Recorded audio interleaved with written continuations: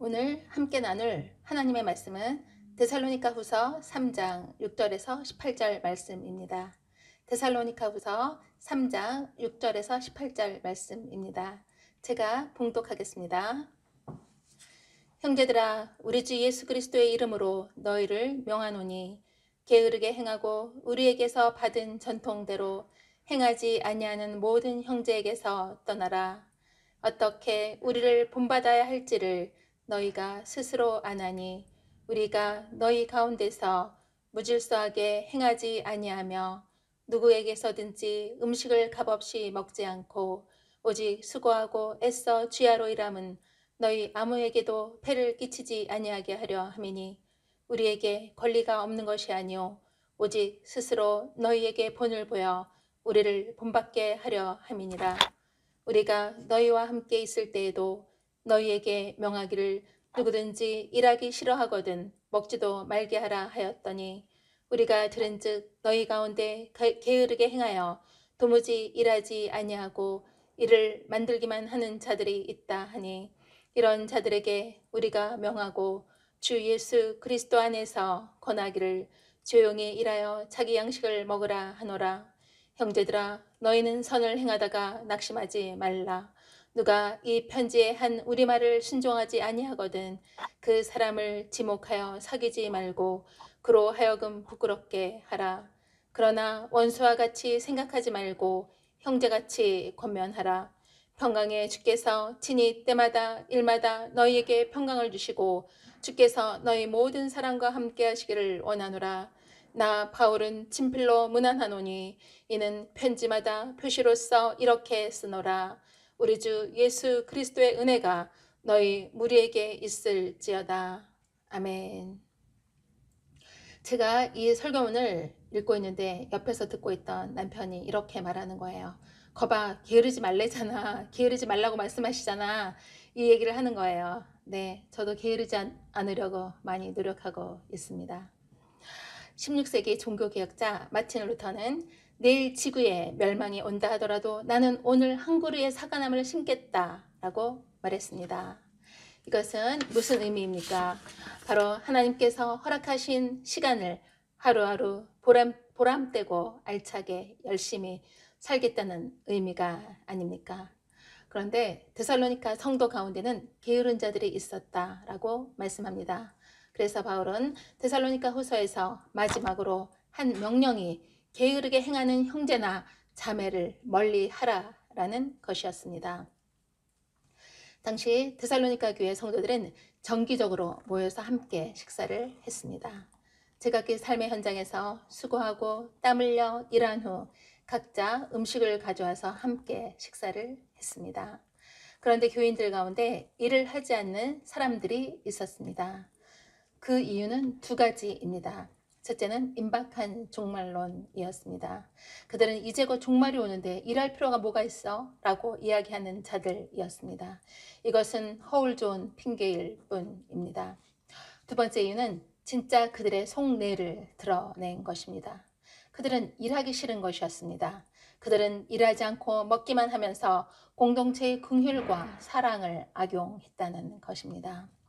그러자 바울은 성도들에게 게으른 자들에게서 떠나라 라고 단호하게 말하고 있습니다. 6절은 이렇게 말씀합니다.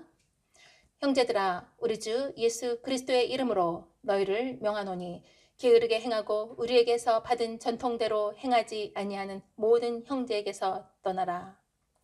이것은 그들과 영원히 분리하라는 그런 의미가 아닙니다. 먼저 게으른 자들로 하여금 그들의 잘못된 행동을 깨닫고 뉘우치게 하기 위한 일시적인 방편이었습니다. 히브리어 아바드는 경작하다, 노동하다, 예배하다 라는 복합적인 의미를 가지고 있습니다. 경작하는 것이고 예배드리는 것이다 라는 것입니다.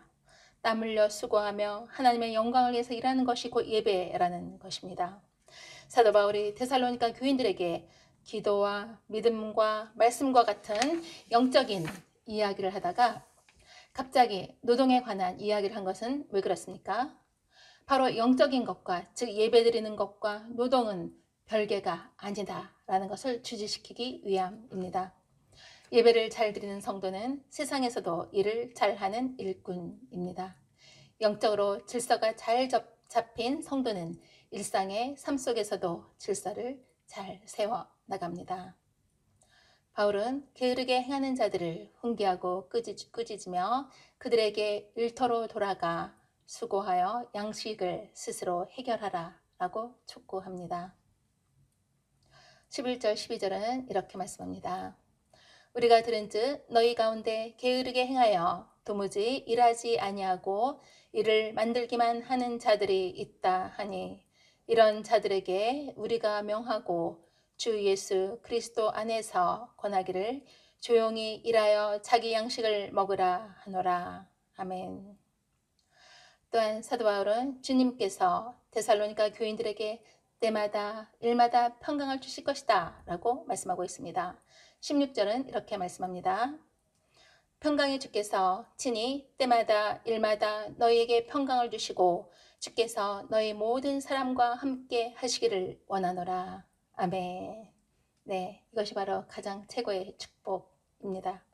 예수 그리스도는 평강의 주님입니다. 평강을 뜻하는 헬라어 에이레네는 결합하다 라는 뜻의 에이로에서 파생된 단어입니다. 따라서 평강은 어떠한 노력이나 행위의 결과로 얻는 것이 결코 아닙니다. 오직 예수 그리스도의 연합함으로 예수 그리스도의 결합함으로써 누리는 완전한 평화의 상태를 의미합니다. 인간은 하나님이 창조하셨을 때부터 평강의 상태에 있었습니다. 그러나 아담과 하와가 하나님의 말씀에 범죄함으로 에덴 동산에서 쫓겨난 후에 그 평화는 깨졌습니다. 하나님과 멀어짐으로 그들은 두려움 가운데 살았다는 것입니다. 그러하기에 하나님께서는 인간의 죄의 문제를 해결해 주시고자 독생자 예수 그리스도를 이 땅에 보내주셨습니다. 예수님은 십자가에서 달려 죽으심으로 대속 제물이 되셨고 하나님과 우리 사이에 막힌 담이 허물어지는 귀한 화평의 역사를 이루셨습니다. 평강을 이루신 주 예수 그리스도와 하나가 될 때 우리에게는 위로부터 주시는 완전한 평화, 평강이 임합니다. 바울 사도는 데살로니가 성도들 향해서 이 평강을 선언했습니다. 이 평강은 세상이 우리에게서 결코 빼앗을 수 없습니다. 로마서 8장 35절은 이렇게 말씀합니다.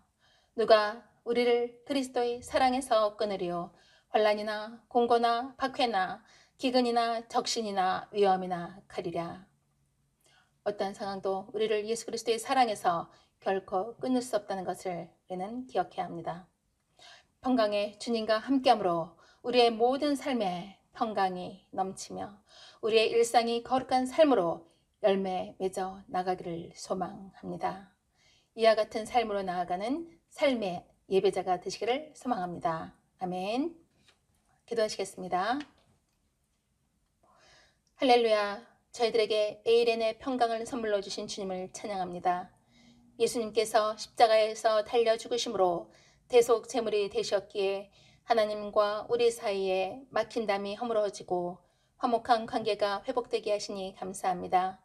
이러한 은혜를 받은 저희들이 영적인 일, 즉 예배와 노동은 별개가 아님을 기억하며 하나님이 찾으시는 신실한 예배자가 되며 세상에 나아가서도 성실한 일꾼으로 살아가게 하여 주시옵소서. 또한 저희들의 삶 가운데 평강의 주님과 함께함으로 모든 삶에 평강이 임하며 우리의 일상이 거룩한 삶으로 열매 맺어 나가게 하여 주시옵소서. 또한 세상에서 빛과 소금의 사명을 감당하며 그리스도의 향기를 드러내는 복된 삶이 되게 하여 주시옵소서. 성도님들의 삶 가운데 영혼이 잘된 같이 범사에 잘되고 강건한 은혜가 넘치도록 인도하실 예수 그리스도의 이름으로 감사하며 기도드리옵나이다. 아멘.